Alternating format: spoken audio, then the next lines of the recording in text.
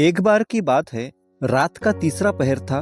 घड़ी की सुइयां धीरे धीरे आगे बढ़ रही थी। शांत शहर में गहरी सर्द हवा बह रही थी। अर्पण एक 28 वर्षीय सॉफ्टवेयर इंजीनियर देर रात ऑफिस से लौट रहा था। आज उसे बहुत बेचैनी महसूस हो रही थी। सड़कों पर अंधेरा था और चारों ओर सन्नाटा। अर्पण अपनी कार में था जब अचानक उसकी नजर सड़क किनारे खड़े एक व्यक्ति पर पड़ी। वह व्यक्ति लंबा, दुबला और काले कपड़ों में लिपटा हुआ था। उसकी आंखें चमक रही थी। अर्पण ने गाड़ी धीमी की। जैसे ही वह रुका, वह आदमी खिड़की के पास आया और बोला, क्या आप मुझे पास के गांव तक छोड़ सकते हैं? मेरी गाड़ी खराब हो गई है। अर्पण को उस आदमी के चेहरे में कुछ अजीब सा महसूस हुआ, लेकिन वह इनकार नहीं कर पाया। उसने कहा, ठीक है, बैठिए। कार आगे बढ़ी। आदमी चुपचाप बैठा था। अर्पण ने हल्की फुल्की बातचीत शुरू करने की कोशिश की, लेकिन आदमी केवल हाँ या नहीं में जवाब दे रहा था।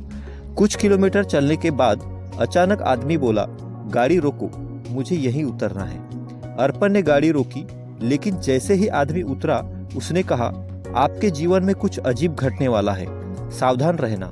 इतना कहकर वह घने जंगल में गायब हो गया। अर्पण स्तब्ध था। वह उस अजनबी की बात को समझ नहीं पाया, लेकिन उसकी आवाज उसके कानों में गूंज रही थी। अर्पण ने गाड़ी फिर से चलानी शुरू की। थोड़ी दूर जाने पर उसे महसूस हुआ कि उसकी गाड़ी का ब्रेक काम नहीं कर रहा है। वह घबरा गया।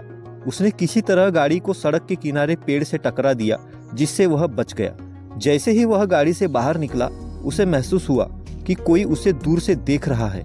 जब उसने पलटकर देखा तो उसे वही आदमी एक पेड़ के पीछे खड़ा दिखाई दिया। अर्पण ने चिल्लाकर पूछा, तुम कौन हो और मेरे साथ क्या हो रहा है? लेकिन कोई जवाब नहीं आया। अर्पण ने अपनी गाड़ी वही छोड़ दी और पैदल ही शहर की ओर बढ़ा। अचानक उसने देखा कि सड़क के किनारे एक पुराना मकान है, जिसमें हल्की रोशनी चल रही थी। वह मदद के लिए उस मकान की ओर बढ़ा। दरवाजा खोलते ही एक बूढ़ी औरत ने उसका स्वागत किया। उसने कहा, तुम्हें यहाँ नहीं आना चाहिए था। अर्पण ने हैरानी से पूछा, क्यों? बूढ़ी औरत ने बताया कि यह घर एक रहस्यमय जगह है, जहाँ जो भी आता है वह अपने साथ कुछ अनहोनी लेकर लौटता है। अर्पण अब डर से कांप रहा था। उसने वहां से निकलने की कोशिश की, लेकिन दरवाजा अपने आप बंद हो गया। बूढ़ी औरत ने कहा, तुम्हारे साथ कुछ ऐसा जुड़ा है जो तुम्हें बचने नहीं देगा। उस आदमी से बचकर भागो, वरना बहुत देर हो जाएगी। अर्पण ने घबराकर पूछा, कौन आदमी? क्या वह वही है जिसने मेरी गाड़ी में सवारी की थी? औरत ने सिर हिलाया और कहा, हाँ, वह तुम्हारे पीछे है। वह तुम्हारी परीक्षा ले रहा है। अगर तुमने साहस और चतुराई से काम नहीं लिया तो वह तुम्हें नहीं छोड़ेगा। अर्पण ने उस घर से भागने की कोशिश की। जैसे ही उसने खिड़की से छलांग लगाई, वह एक अजीब जगह पर पहुंच गया। यह जगह जंगल जैसी थी, लेकिन चारों ओर धुंध और डरावनी आवाज ही थी। अचानक वही अजनबी आदमी सामने आया। उसने अर्पण से कहा, तुम समझ नहीं पा रहे हो कि यह सब क्यों हो रहा है ना? अर्पण ने डरते हुए सिर हिलाया।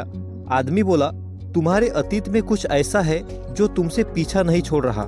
याद करो, क्या तुमने किसी के साथ गलत किया है? अर्पण ने अपने अतीत के बारे में सोचना शुरू किया। उसे याद आया कि कुछ साल पहले उसने एक प्रोजेक्ट में जानबूझकर अपने सहकर्मी राजेश की मेहनत का क्रेडिट ले लिया था। राजेश को इस कारण नौकरी से हाथ धोना पड़ा था और बाद में उसकी मौत हो गई थी। अर्पण समझ गया कि यह सब राजेश की आत्मा का बदला है। उसने उस अजनबी से माफी मांगी और कहा, मुझे इस सब से बाहर निकलने का रास्ता बताओ।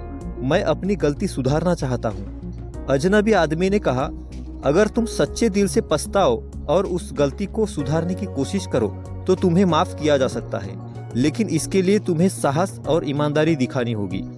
अर्पण ने वादा किया कि वह राजेश के परिवार की मदद करेगा और अपनी गलती को सार्वजनिक रूप से स्वीकार करेगा। इतना कहते ही अजनबी आदमी गायब हो गया।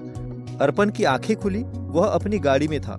उसे महसूस हुआ कि यह सब एक सपना था, लेकिन उस सपने ने उसे बदल दिया। अगले ही दिन उसने राजेश के परिवार से माफी मांगी, उनकी आर्थिक मदद की और अपनी गलती को सबके सामने स्वीकार किया। यह कहानी हमें सिखाती है कि हमारे कर्म हमारे साथ रहते हैं। अगर हमने किसी के साथ अन्याय किया है तो उससे बचा नहीं जा सकता। केवल सच्चा पश्चाताप और सही कर्म ही हमें बचा सकते हैं।